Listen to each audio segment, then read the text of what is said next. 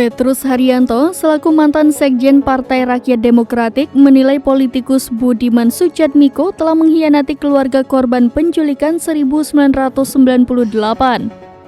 Hal itu merespons sikap Budiman yang mendeklarasikan dukungan terhadap Prabowo Subianto sebagai bakal calon presiden. Petrus menganggap dukungan Budiman ke Prabowo merupakan upaya untuk mencuci dosa sejarah Menteri Pertahanan itu pada masa lalu. Ia tak sependapat dengan Budiman, yakni Prabowo adalah pemimpin strategis yang mampu mengemban tugas untuk memajukan Indonesia siap menghadapi tantangan ke depan berhadapan dengan negara-negara barat.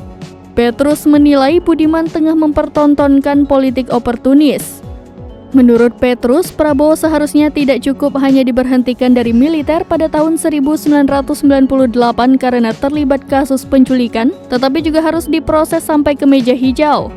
Terlebih katanya masih ada 13 aktivis yang 4 diantaranya merupakan kader PRD yang belum diketahui nasibnya. Petrus menegaskan dideklarasikannya relawan Prabowo Budiman telah memberi pelajaran nilai-nilai politik buruk pada generasi sekarang. Senada dengan Petrus, mantan aktivis PRD lainnya, Wilson, menyesali lantaran dalam deklarasi tersebut tidak menyebut soal penyelesaian pelanggaran HAM masa lalu. Apalagi Wilson menjelaskan Jawa Tengah yang merupakan tempat dideklarasikannya relawan Prabu, terdapat 2 aktivis PRD korban penghilangan paksa, yakni penyair Wiji Tukul dan Suyat.